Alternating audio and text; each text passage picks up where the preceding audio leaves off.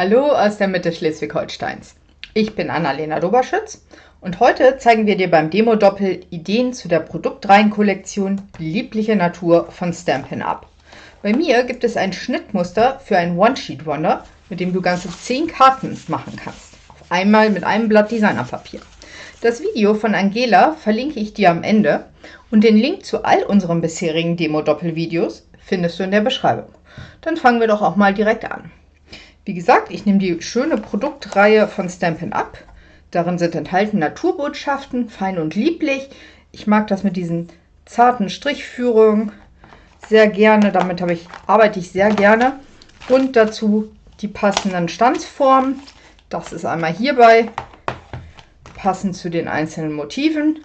Und hier noch, sieht man gerade gar nicht, so diverse Blätter, große einzelne Blätter noch. Sehr schönes Paket, muss ich sagen. Die legen wir einmal beiseite. Wie gesagt, ich habe damit 10 Karten mit meinem One Sheet Wonder gemacht. Die zeige ich nachher einmal. Fangen wir doch erstmal mit dem Schnittmuster an. So, ich lege das mal hier hin und erzähle, was ich gemacht habe. Mein Designerpapier ist in der Standardgröße von 30,5 x 30,5 cm. Und dann wird es in mehrere Teile aufgeteilt. Einmal eine Seite anlegen, einmal bei 14 cm abschneiden und dann noch einen Streifen bei 10 cm abschneiden.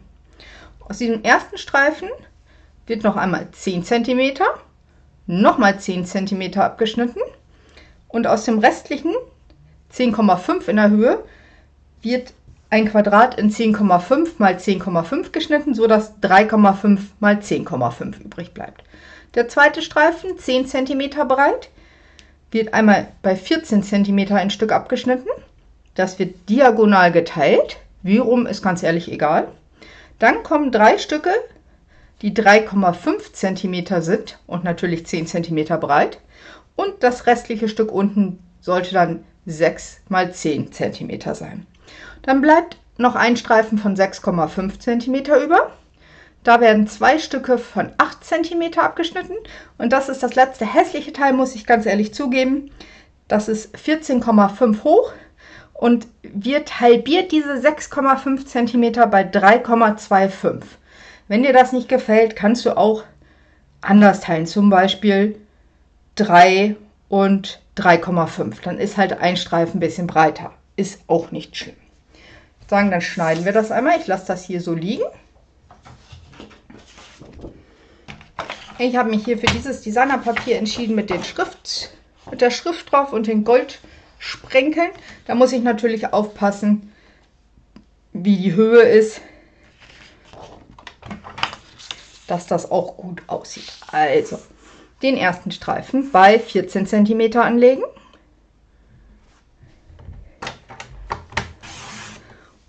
Und abschneiden. Ja, komm schon. Dann an der langen Seite anlegen und das erste Kartenstück bei 10 cm. Das nächste auch noch mal bei 10 cm. Und das letzte Stück, das ist dann ja 10,5 hoch. Das drehe ich und schneide hier auch 10,5 ab, so dass das letzte Stück 3,5 x 10,5 ist. Ich stapel mir die hier, das sieht man gerade nicht, alle aufeinander, dass ich die gleich nur umdrehen muss. Dann das nächste Stück. Wieder oben anlegen und bei 10 cm schneiden. Dann einmal 14 cm abschneiden.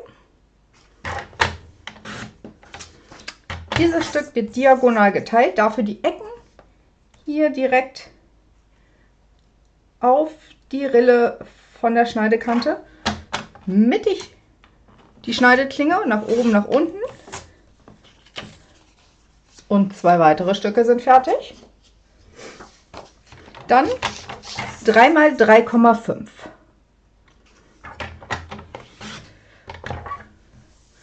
Wenn man jetzt ein Muster hat, wo man sagt, das möchte ich, dass das gleich genau so aufgebaut ist. Da muss man jetzt gucken, dass man die nicht durcheinander bringt. Bei der Schrift ist mir das hier ziemlich egal. Aber man kann das ja auch ganz toll dann zusammenfügen, dass das dann wirklich wieder so durchgehend abgebildet ist. Und das letzte Stück ist dann 6 x 10 cm. Dann haben wir hier noch den Reststreifen von 6,5. Die lange Seite anlegen, 2 x 8 cm abschneiden und dann haben wir das Stück von 14,5 noch übrig, was bei 3,25 geteilt wird. Also bei 3, dann bis zu 3,2 und dann noch ein bisschen weiter geschoben. Und man hat 2 gleich große Stöcke. So, dann zeige ich mal, was ich mit den einzelnen Stücken so gemacht habe. Ich lege mir die jetzt mal hier hin. Weil ich die jetzt nicht alle im Video verbastel, das wird ewig dauern. Hier ist unser erstes Stück. Ich drehe es mal um.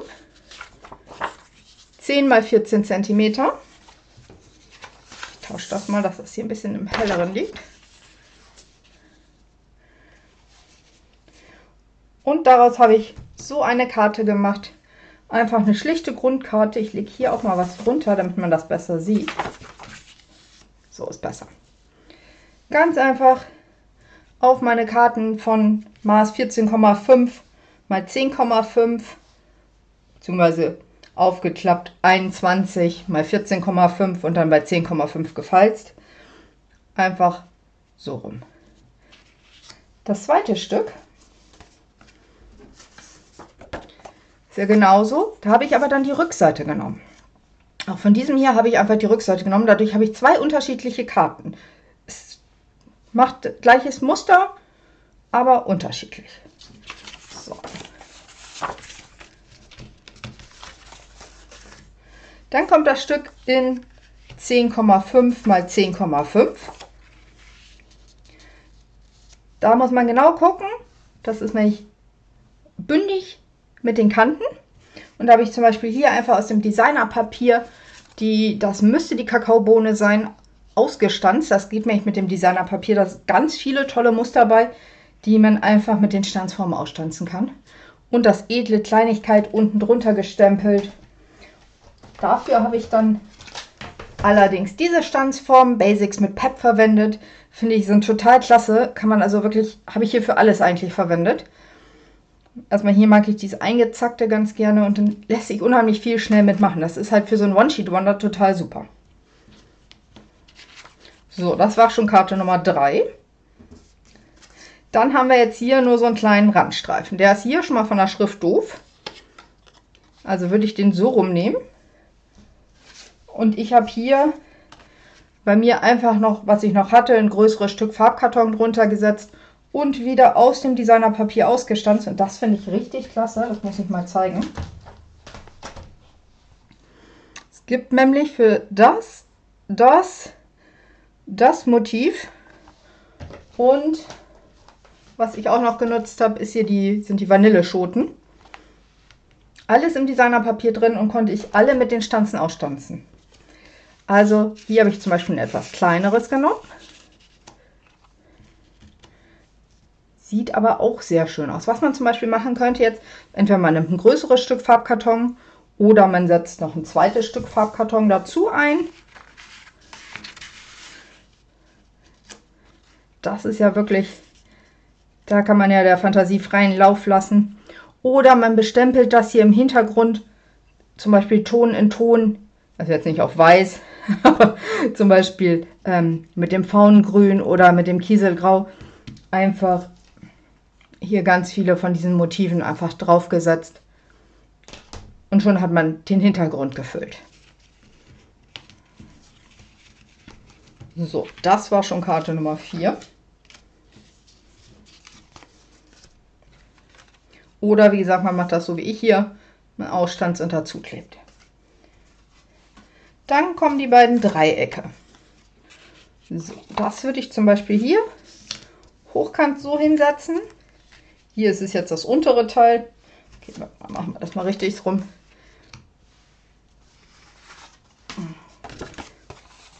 Einen Moment. So, das passt hier mit Abstand drauf. Ja, ist ja insgesamt nur 14 hoch, die Karte ist 14,5, das heißt, man hat rundrum 2,5 mm Platz. Und dann könnte man einfach, so wie hier, zum Beispiel noch in derselben Größe ein Stück Farbkarton dazu setzen. Und dann habe ich hier ausgestanzt, das ist total schick.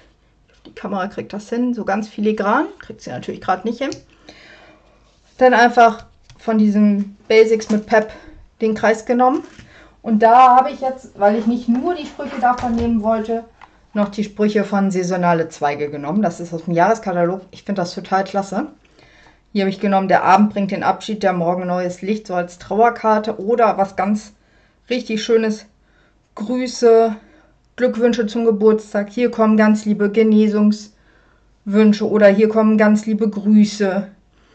Also die Sprüche lassen sich richtig klasse auch für so ein One-Sheet-Wonder verwenden. Das ist die eine Seite vom Dreieck.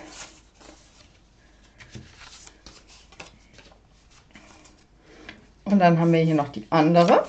Die habe ich jetzt zum Beispiel wieder gewendet. Hier auch wieder einmal die eine Seite, dann die andere Seite vom Designerpapier. Und einfach hier so ganz schlicht einmal auch wieder aus dem Designerpapier ausgestanzt. Ich hätte es auch stempeln können, aber ich fand das so schön mit dem Gold auf Gold. In dem Fall würde ich es zum Beispiel in Kieselgrau stempeln und dann ausstanzen.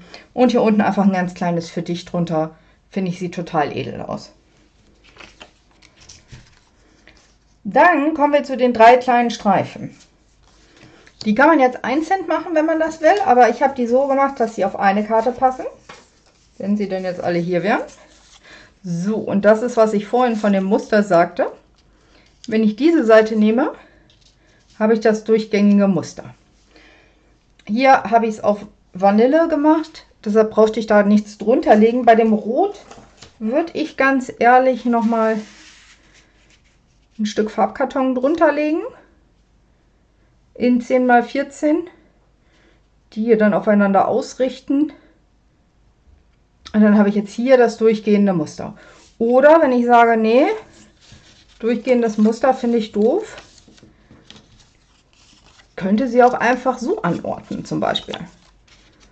Dass man sie nicht gerade hinlegt, sondern dass sie so übereinander lappen. Sieht auch schön aus. Und dann könnte man hier zum Beispiel so einen großen Kreis ausstanzen und da drüber kleben. Du siehst, da gibt es echt eine Menge Möglichkeiten.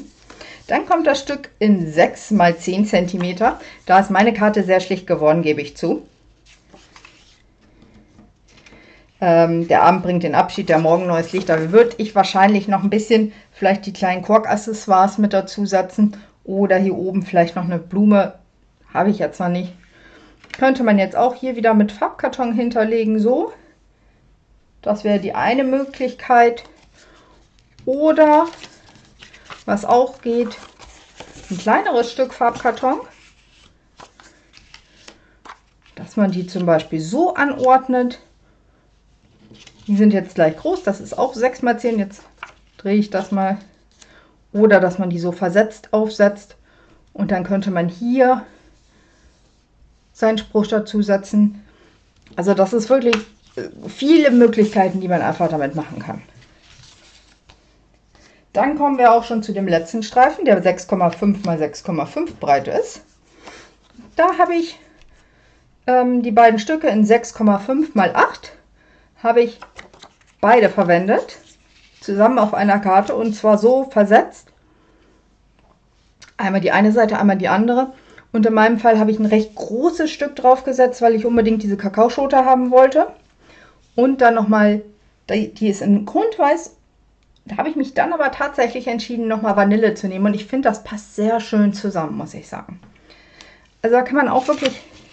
Oder man sagt, nee, ich will eine Karte mehr raus haben, dann nimmt man nur eins davon und legt zum Beispiel nochmal Farbkarton drunter.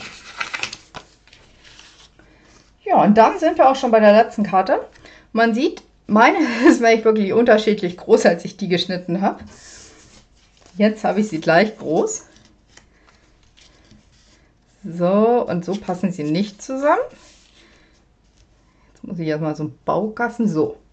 Und dann einfach hier so mittig drauf Verzierung vorne drauf. Hier habe ich zum Beispiel mal gestempelt und zwar in Malve. Das fand ich sehr schön.